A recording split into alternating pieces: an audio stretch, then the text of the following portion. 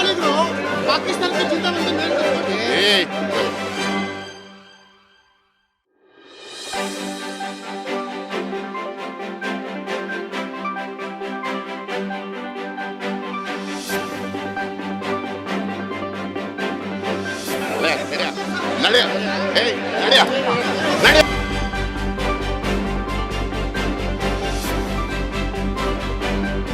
ಜನರನ್ನ ಅರೆಸ್ಟ್ ಮಾಡ್ಬೋದಾಗಿತ್ತು. ಪೊಲೀಸರಿಗೆ ಅವಾಗ ಹೇಳಿದ್ರೆ ಅವ್ರು ಮಾಡಿಬಿಡ್ತಿದ್ರು.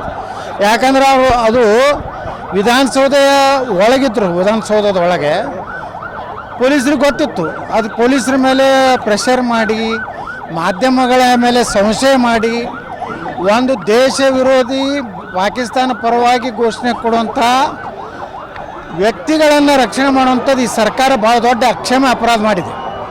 ಇವತ್ತು ಏನು 3 ಜನರನ್ನ ಇವತ್ತೇನು ಬಂಧನ ಮಾಡ್ಯಾರ. ಒಬ್ಬ ಮೊಹಮ್ಮದ್ ಸಫಿ ನಾಸಿಪುಡಿ ಹಾವೇರಿ ಬ್ಯಾಡಿಗೆವ, ಮುನ್ನಾವರ್ ರಫೀಕ್ ಅಹ್ಮದ್ ಬೆಂಗಳೂರು, ಮೊಹಮ್ಮದ್ ಇತಾಜ್ ದೆಹಲಿ. ನೋಡ್ರಿ, ದೆಹಲಿದಿಂದ ಅಂದರೆ ವ್ಯವಸ್ಥಿತವಾಗಿ ವಿಧಾನಸಭೆಯಲ್ಲಿ ನಮ್ಮ ಸಂವಿಧಾನದ ಪವಿತ್ರ ಒಂದು ದೇವಸ್ಥಾನದಲ್ಲಿ ಅಪಮಾನ ಮಾಡಬೇಕು ಅನ್ನೋ ಉದ್ದೇಶದಿಂದಲೇ ಒಂದು ರೀತಿ ದೇಶದ ಸಂವಿಧಾನಕ್ಕೇ ಅಪಮಾನ ಮಾಡುವಂಥ ಒಂದು ಅಣುಕು ಪ್ರದರ್ಶನ ಮಾಡೋದು ಪಾಕಿಸ್ತಾನ ಪರ ಘೋಷಣೆ ಕೊಟ್ಟು ಇವತ್ತೇನು ಮಾಡಿದ್ದಾರೆ, ಆ 3 ಜನರ ಕಾರಣಕರ್ತರು ರಾಜ್ಯಸಭಾ ಸದಸ್ಯ ಅಂಥ ದೇಶದ್ರೋಹಿಗಳನ್ನ ಒಳಗೆ ಹೆಂಗೆ ಕರ್ಕೊಂಡು ಬಂದ.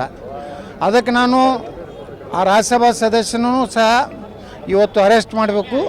ಅರೆಸ್ಟ್ ಮಾಡಿ ಅವನಿಗೆ ದೇಶ ವಿರೋಧಿ ಹೇಳಿಕೆಗಳಿಗೆ ಪ್ರಚೋದನೆ ಕೊಟ್ಟಂಥ ವ್ಯಕ್ತಿ ಅನ್ನೋಂಥದ್ದು ಅವನ ಮೇಲೆ ಕೇಸ್ ದಾಖಲು ಮಾಡಬೇಕು. ಅವನ ರಾಜ್ಯಸಭೆ ಸದಸ್ಯತ್ವದಿಂದ ಅನರ್ಹ ಮಾಡಬೇಕು. ಕಾಂಗ್ರೆಸ್ಗೆ ಏನಾದರೂ ದೇಶದ ಬಗ್ಗೆ ಕಾಳಜಿ ಇದ್ದರೆ ಅವರು ತಕ್ಷಣ ಆ ರಾಜ್ಯಸಭಾ ಸ್ಥಾನದಿಂದ ರಾಜೀನಾಮೆ ತೊಗೊಂಡು ಅವನು ವಜಾ ಮಾಡ್ಬೇಕಂತ ನಾನು ಆಗ್ರಹ ಮಾಡ್ತೇನೆ.